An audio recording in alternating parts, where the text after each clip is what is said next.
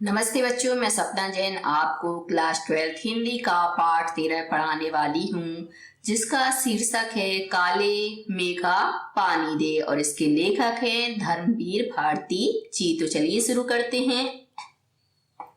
पाठ 13, पाठ का नाम काले मेघा पानी दे। लेखक का नाम धर्मवीर भारती। जन्म सन 1926, इलाहाबाद, उत्तर प्रदेश। तो अब यहाँ से लेखक परिचय प्रारंभ होता है। इनका जन्म हुआ सन 1926 में और इनका जन्म कौन से स्थान पर हुआ? तो इलाहाबाद। इलाहाबाद कहाँ पर आता है? उत्तर प्रदेश में आता है। प्रमुख रचनाएं, इनकी प्रमुख रचनाएं हैं कनुप्रिया, 7 गीत वर्ष, ठंडा लोहा, कविता संग्रह। ये सभी क्या है? इनके कविता संग्रह हैं। बंद गली का आखिरी मकान कहानी संग्रह, यह इनका क्या है? एक कहानी संग्रह है जिसमें बहुत सारी कहानियां हैं। सूरज का 7वां घोड़ा, गुनाहों का देवता, ये इनके उपन्यास हैं। अंधा युग गीति नाट्य है इनका। पश्यंती, कहनी अनकहनी, मानव मूल्य और साहित्य, ठेले पर हिमालय, ये सभी इनके क्या है? निबंध संग्रह है। प्रमुख सम्मान, इनको कौन कौन से सम्मान मिले उनके बारे में बताया कि पद्मश्री सम्मान, व्यास सम्मान एवं साहित्य के कई अन्य राष्ट्रीय पुरस्कार से इनको पुरस्कृत किया गया। निधन अर्थात मृत्यु सन 1997 अर्थात 1997। गुनाहों का देवता उपन्यास से लोकप्रिय धर्मवीर भारती का आजादी के बाद के साहित्यकारों में विशेष स्थान है। तो जो गुनाहों का देवता है उपन्यास, तो इस उपन्यास से क्या है? लोकप्रिय हुए कौन? धर्मवीर भारती। तो ये क्या है? आजादी के बाद के साहित्यकारों में विशेष स्थान रखते हैं। उनकी कविताएं, कहानियां, उपन्यास, निबंध आदि हिंदी साहित्य की उपलब्धियां हैं। तो इनकी जो कविताएं, कहानियां हैं, उपन्यास, निबंध हैं, ये सभी क्या है? हिंदी साहित्य की उपलब्धि है जो इन्होंने प्राप्त की। भारती जी के लेखन की एक खासियत यह भी है कि हर उम्र और हर वर्ग के पाठकों के बीच उनकी अलग अलग रचनाएं लोकप्रिय सामाजिकता एवं उत्तरदायित्वों के बावजूद उनकी रचनाओं में व्यक्ति की स्वतंत्रता ही सर्वोपरि है। आगे बताते हैं कि भारती जी के जो लेखन की एक खासियत है, विशेषता है, वह यह भी है कि हर उम्र का जो व्यक्ति है या हर वर्ग के जो व्यक्ति है, पढ़ने वाले हैं, वो पाठक के बीच क्या उनकी एक अलग ही पहचान है। वो रचनाएं सभी लोगों को बहुत ज्यादा प्रिय लगती हैं, लोकप्रिय हैं और सामाजिक और उत्तरदायित्व के बावजूद भी इनकी रचना में क्या है? व्यक्ति की स्वतंत्रता ही सर्वोपरि है। उनका सर्वाधिक लोकप्रिय उपन्यास गुनाहों का देवता एक सरस और भावप्रवण प्रेम कथा है। तो इनकी जो सर्वाधिक लोकप्रिय रचना है गुनाहों का देवता, यह क्या है? सरस है मतलब सबको आनंद देने वाली, और भावों से युक्त क्या है? एक प्रेम कथा है अर्थात प्रेम कहानी है। दूसरे लोकप्रिय उपन्यास सूरज का 7वां घोड़ा पर हिंदी फिल्म भी बन चुकी है। और जो दूसरा इनका उपन्यास है सूरज का 7वां घोड़ा, इस पर क्या है? एक फिल्म भी बन चुकी है। इस उपन्यास में प्रेम को केंद्र में रखकर निम्न मध्य वर्ग की हताशा, आर्थिक संघर्ष, नैतिक विचलन और अनाचार को चित्रित किया गया है। तो इस उपन्यास में क्या है? प्रेम को केंद्र में रखकर अर्थात उसको प्रमुख माना प्रेम को, और जो निम्न मध्य वर्गीय जो व्यक्ति होती है उनकी हताशा, आर्थिक संघर्ष, उन्हें जो धन के प्रति बहुत मेहनत करनी होती है, संघर्ष करना होता है, वो नैतिक विचलन, जो नैतिकता की बातें होती हैं उनसे हटना पड़ता है, और अनाचार को क्या है? चित्रित किया गया है। स्वतंत्रता के बाद गिरती हुई जीवन मूल्य, अनास्था, मोह भंग, विश्व युद्धों से उपजा हुआ डर और अमानवीयता की अभिव्यक्ति अंधा युग में हुई है। और इनकी जो रचना है अंधा युग, तो उसमें बताया है कि उसमें क्या क्या है? स्वतंत्रता के बाद जो गिरती हुई जीवन मूल्य है, आस्था की स्थान पर अनास्था, मोह भंग और विश्व युद्धों से उत्पन्न हुआ जो डर है, वह क्या है? इसमें दिखाई देता है। अब है सारांश, जो हम रचना पढ़ेंगे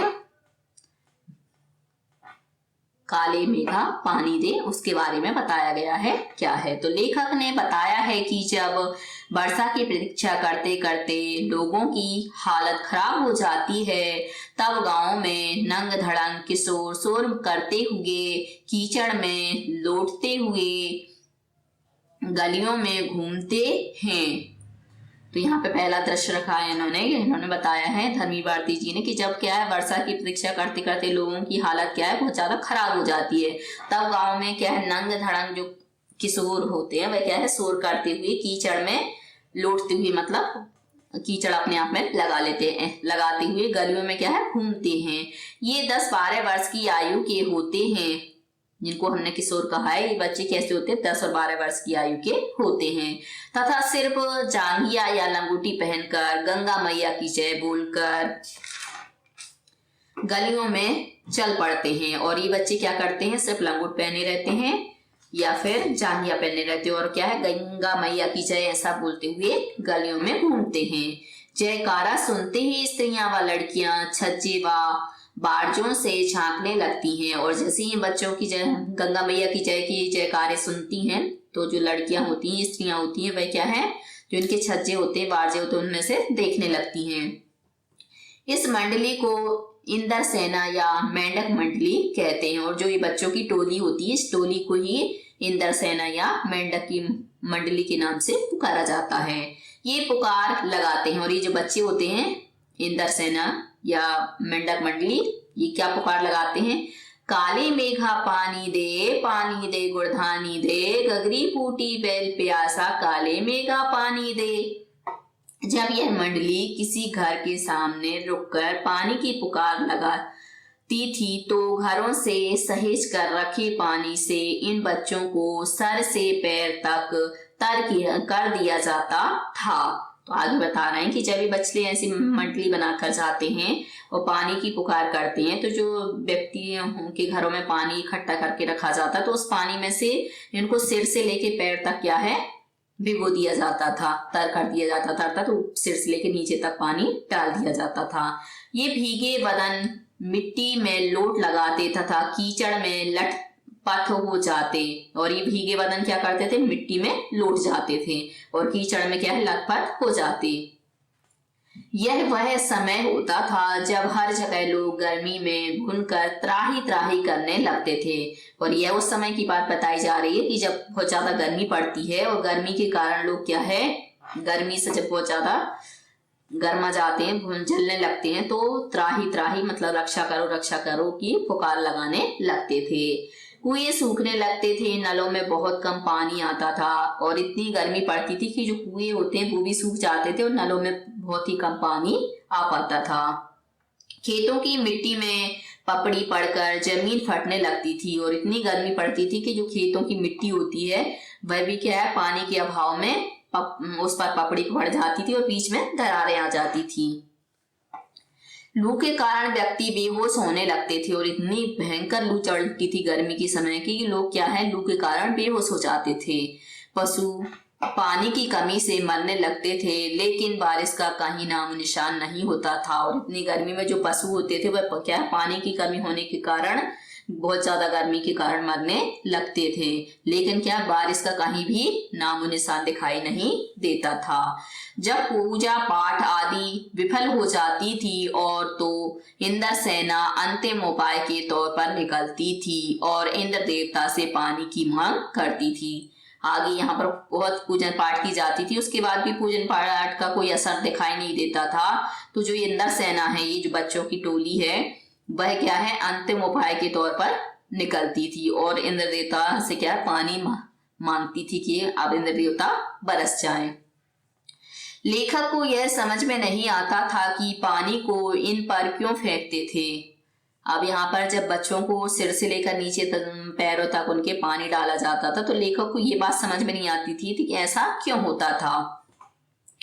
इस प्रकार के अंधविश्वासों से देश को बहुत नुकसान होता है और लेखक का मानना था कि इस प्रकार के जो अंधविश्वास किए जाते हैं इससे क्या होता है जो हमारा देश है उसको बहुत ज्यादा नुकसान पहुंचता है।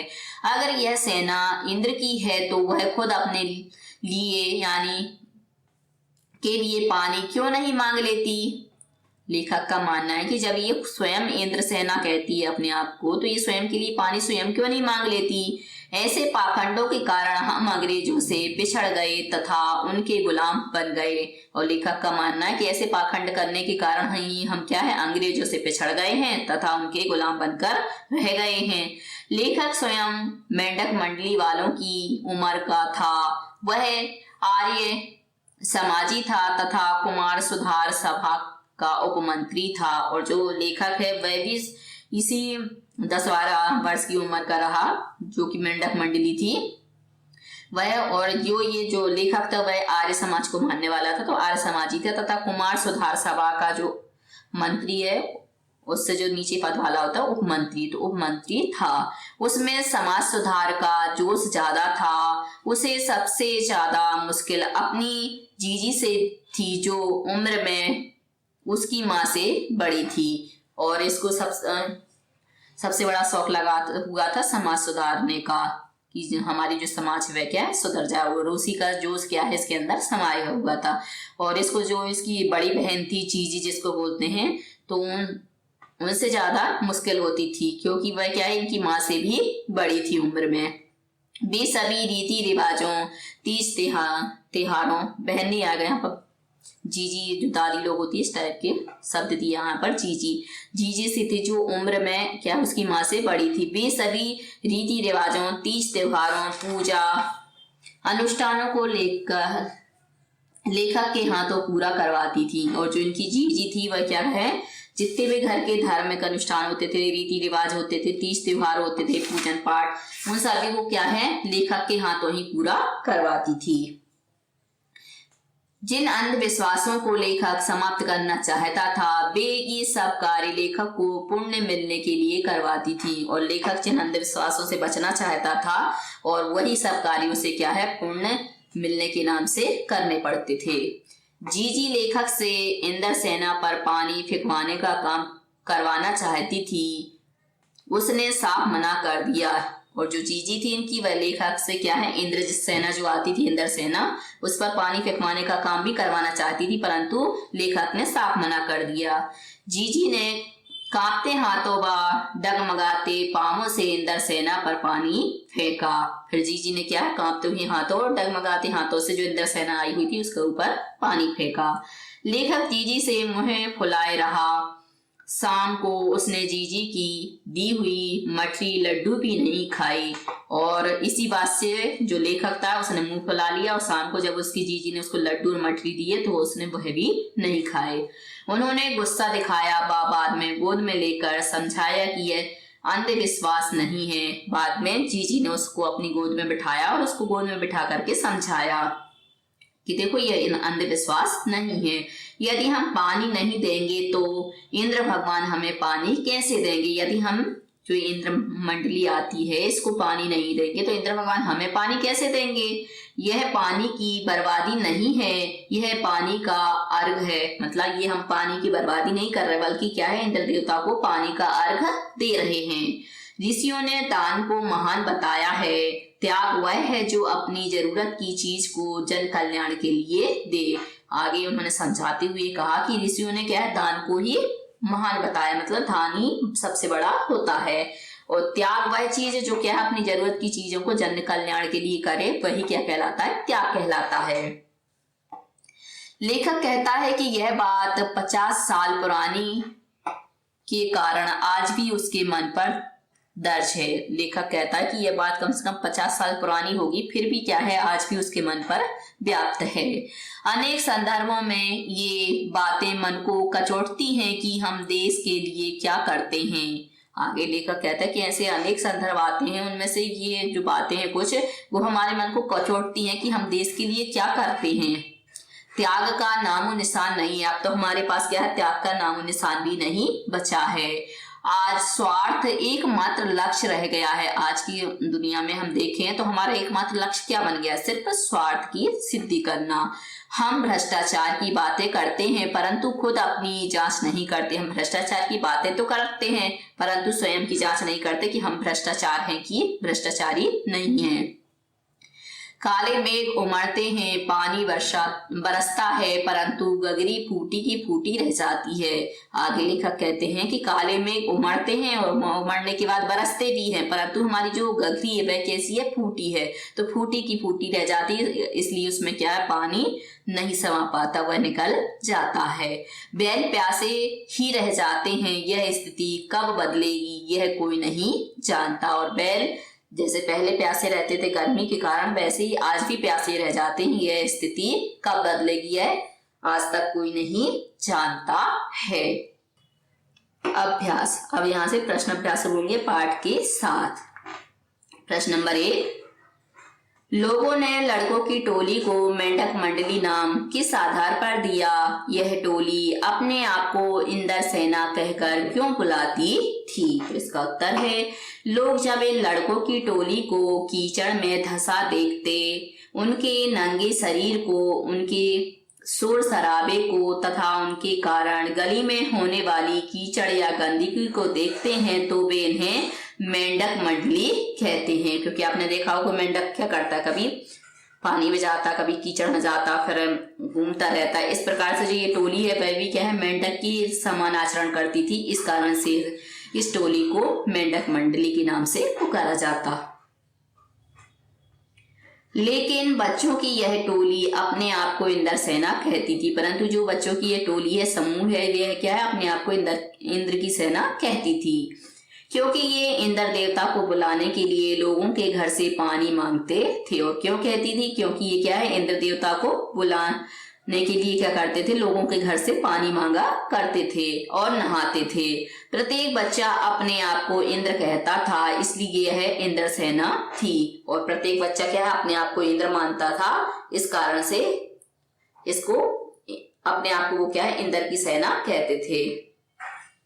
प्रश्न नंबर 2, जीजी ने इंद्र सेना पर पानी फेंके जाने को किस तरह सही ठहराया? जो जीजी हैं उन्होंने इंद्र सेना पर पानी फेंके जाने की जो बात है उसको किस तरह सही बताया? इसका उत्तर है, किसी से कुछ मांगने के लिए कुछ चढ़ावा देना पड़ता है। इंद्र को पानी का अर्घ चढ़ाने से ही वे वर्षा के जरिए पानी देंगे। तो इनकी जीजी का मानना था कि जब हम किसी को कोई चीज देते हैं तभी हमें क्या है, वो चीज प्राप्त होती है। ऐसे ही हम इंद्र सेना में जो इंद्र के लिए पानी का अर्घ देंगे तभी हमें क्या है, पानी प्राप्त होगा।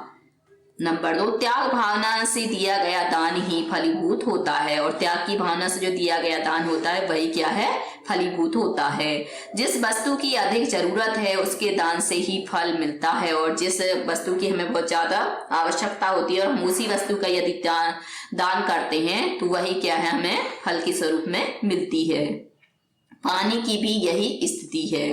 नंबर 3, जिस तरह किसान अपनी तरफ से 5-6 सेर अच्छे गेहूं खेतों में बोता है ताकि उसे 30-40 मन गेहूं मिल सके, उसी तरह पानी की बुवाई से बादलों की अच्छी फसल होती है और खूब वर्षा होती है। तो उन्होंने एक और उदाहरण और दिया कि जिस प्रकार से जो किसान होता है वो क्या करता है, 5-6 सेर अच्छे गेहूं को रख लेता है और उन्हीं के गेहूं को क्या करता है, बोता है। जब वो ऐसे गेहूं बोता है तब जाके वही गेहूं क्या उसे 30-40 मन के रूप में मिल जाते हैं। उसी तरह पानी की बुवाई से बादलों की जो अच्छी फसल होती है, मतलब जब यहाँ से पानी भाप बनकर ऊपर जाएगा तो वही पानी तो हमें वर्षा के रूप में प्राप्त होगा। प्रश्न नंबर 3, पानी दे गुड़धानी दे, मेघों से पानी के साथ साथ गुड़धानी की मांग क्यों की जा रही है? इसका उत्तर है, गुड़धानी शब्द का वैसे तो अर्थ होता है गुड़ और चने से बना लड्डू। गुड़धानी का मतलब है गुड़ और चने से बना हुआ लड्डू, लेकिन यहाँ गुड़धानी से आशय अनाज से है। यहाँ गुड़धानी का जो प्रयोग किया गया है वह अनाज के लिए किया गया है। बच्चे पानी की मांग तो करते ही हैं, लेकिन वे इंद्र से यह भी प्रार्थना करते हैं कि हमें खूब अनाज भी देना ताकि हम चैन से खा पी सकें। तो वो इंद्र देवता से पानी की याचना तो करते ही हैं, साथ में क्या है, अनाज की भी याचना करते हैं। और क्यों करते हैं? क्योंकि जब खूब पानी बरसेगा, अच्छा अनाज आएगा, तभी हम क्या है, आसानी से खा पी कर रह सकते हैं। केवल पानी देने से हमारा कल्याण नहीं होगा कि आपने पानी दे दिया तो उससे हमारा कल्याण नहीं होगा। खाने के लिए अन्न भी चाहिए, इसलिए हमें गुणधानी भी दो। और खाने के लिए, जीवित रहने के लिए हमें क्या है, अनाज की भी आवश्यकता होती है, इसलिए हमें क्या है, गुणधानी भी दो। प्रश्न नंबर 4, गगरी फूटी बैल प्यासा इंदर सेना के इस खेल गीत में बैलों के प्यासा रहने की बात क्यों मुखरित हुई है? इसका उत्तर है, इंदर सेना गाती है, काले मेघा पानी दे, गगरी फूटी बैल प्यासा। इस पंक्ति में बैल को प्रमुखता दी गई है। बैल ग्रामीण जीवन का अभिन्न हिस्सा है, कृषि कार्य उसी पर आधारित है। तो बैल क्या है, जो गांव का जीवन होता है उसमें क्या है, एक अभिन्न अंग होता है, और जो खेती का कार्य होता है उसी पर आधारित होता है, क्योंकि पहले के समय में क्या, खेतों से ही जुताई बुआई की जाती थी। वह खेतों को जोतकर अन्न उपजाता है, उसके प्यासे रहने से कृषि कार्य बाधित होता है। और आगे बताया गया है कि खेतों में क्या है, बैलों के माध्यम से ही खेती की जाती है, अन्न उपजता है। और यदि बैल प्यासे रहेंगे और मर जाएंगे तो उससे क्या, जो खेती का कार्य है वह क्या है, बाधित होगा, कृषि ठीक ढंग से ना हो पाएगी। तो जो कृषि है वह भी क्या है, ठीक तरीके से नहीं हो सकेगी। प्रश्न नंबर 5, इंदर सेना सबसे पहले गंगा मैया की जय क्यों बोलती है? नदियों का भारतीय सामाजिक सांस्कृतिक परिवेश में क्या महत्व है? इसका उत्तर है, गंगा माता के समान पवित्र और कल्याण करने वाली है, इसलिए बच्चे सबसे पहले गंगा मैया की जय बोलते हैं। भारतीय संस्कृति में नदी को माँ की तरह पूजने वाली बताया गया है। तो यहाँ पे गंगा माता के समान पवित्र और कल्याण करने वाली होती है, और इसलिए बच्चे क्या, सबसे पहले गंगा मैया की ही जय बोलते हैं। और भारतीय जो संस्कृति में नदी को क्या है, माँ के समान पूजने योग्य बताया गया है। सभी नदियां हमारी माताएं हैं। भारतीय सांस्कृतिक परिवेश में सभी नदियां हमारी माताएं हैं। भारतीय सांस्कृतिक परिवेश में सभी नदियां क्या, पवित्रता और कल्याण की मूर्तियां हैं। ये हमारे जीवन की आधार है। जो नदियां हैं वह क्या है, हमारे जीवन की मूल आधार हैं। इनके बिना जीवन की कल्पना भी नहीं की जा सकती, और क्या है, इनके बिना हम क्या अपने जीवन की कल्पना भी नहीं कर सकते हैं।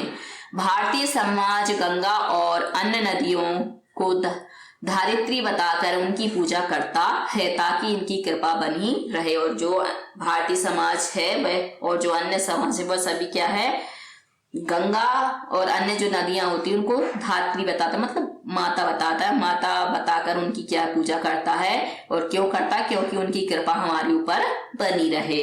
प्रश्न नंबर 6, रिश्तों में हमारी भावना शक्ति का बढ़ जाना विश्वासों के जंगल में सत्य की राह खोजती हमारी बुद्धि की शक्ति को कमजोर करती है। पाठ में जीजी के प्रति लेखक की भावना के संदर्भ में इस कथन के औचित्य की समीक्षा कीजिए। इसका उत्तर है, यह कथन पूर्णतः सत्य है। रिश्तों में हमारी मान भावना शक्ति बढ़ जाती है। ऐसे में विश्वासों के जंगल में सत्य की राह खोजती हमारी बुद्धि की शक्ति कमजोर हो जाती है। इस पाठ में जीजी लेखक को बेपनाह स्नेह करती हैं। वे अनेक तरह की धार्मिक क्रियाएं लेखक से करवाती थीं, जिन्हें लेखक अंधविश्वास मानता था। इंदर सेना पर पानी फेंकने से मना करने पर जीजी अपने तर्क देती हैं। लेखक उन तर्कों की काट नहीं दे पाता, क्योंकि उन तर्कों के पीछे भावनात्मक लगाव था। भावना में जीवन के अनेक सत्य छिप जाते हैं, जो कुछ प्रकट हो जाते हैं। बुद्धि सूक्ष्म होती है तथा तर्क पर आधारित होती है। भावना में तर्क का स्थान नहीं होता, वहाँ विश्वास ही प्रमुख होता है। विश्वास खंडित होने पर रिश्ते समाप्त हो जाते हैं तथा समाज का ढांचा बिखर जाता है। तो यहाँ पर जब लेखक क्या है, जो इंदर सेना होती है उस पर पानी फेंकने से मना कर देता है, तो जो उसकी जो जीजी है वह उसको समझाती है कि कभी भी क्या है, जो भावनात्मक लगाव होता है तो उस लगाव पर भावना में जीवन की क्या अनेक सत्य छिप जाते हैं। जो हमारी भावना क्या होती है, प्रबल होती है, तो उसमें जीवन के जो अनेक सत्य हैं वह क्या होते हैं, छिप जाते हैं।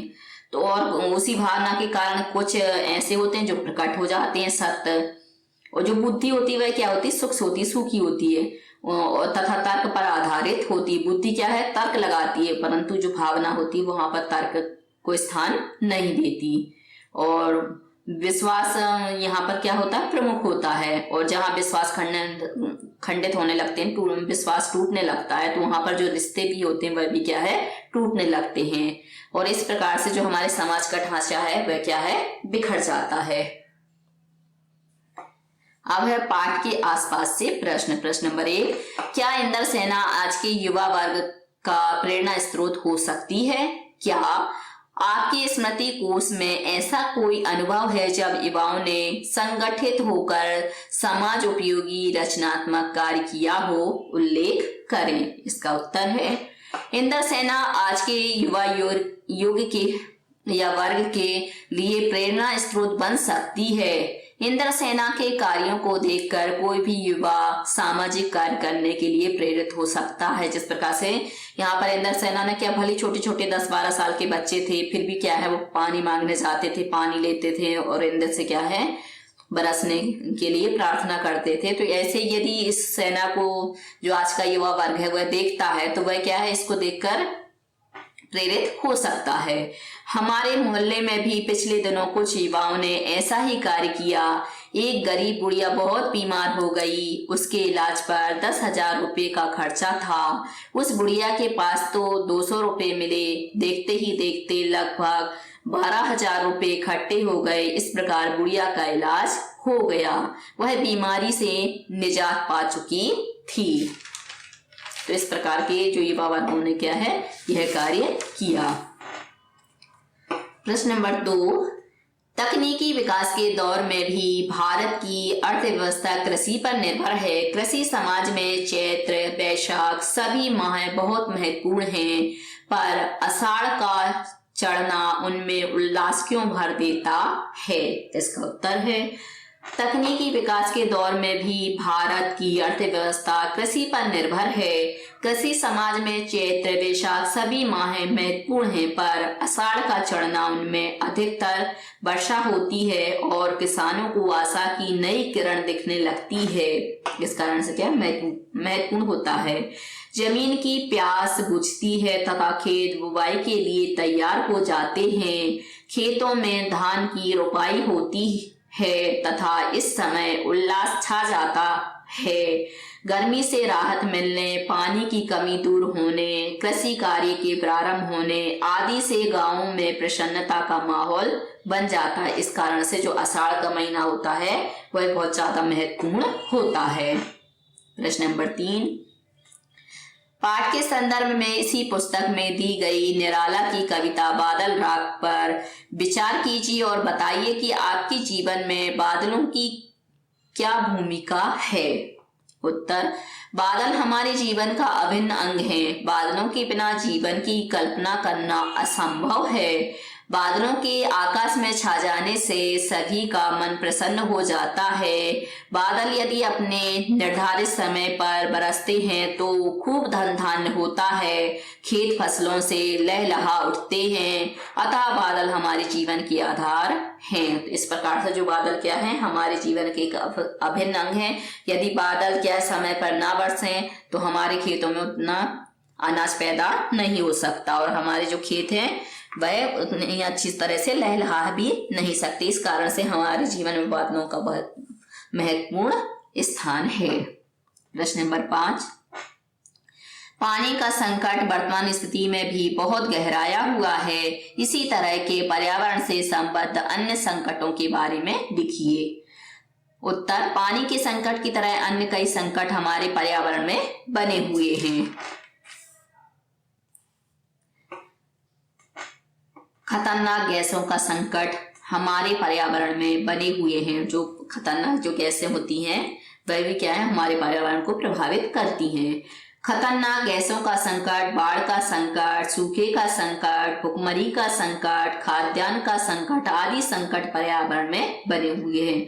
तो गैसों का संकट, अत्यधिक बाढ़ का आ जाना, सूखे का पड़ना, भुखमरी का होना और खाद्यान्न का संकट क्या है, ये सभी संकट हमारे पर्यावरण में बने रहते हैं। इन संकटों के कारण कभी कभी तो देश की गति तक रुक जाती जाती सी प्रतीत होती है। और इन संकटों के कारण क्या होती है, हमारे जो देश की गति जो आगे जा रही होती वह गति क्या है, रुकी हुई सी प्रतीत होती है। कहीं बाढ़ है तो कहीं सूखा है। एक स्थान पर देखते हैं भारत के एक हिस्से में सूखा पड़ा हुआ है तो दूसरे हिस्से में क्या है, बाढ़ आ रही है।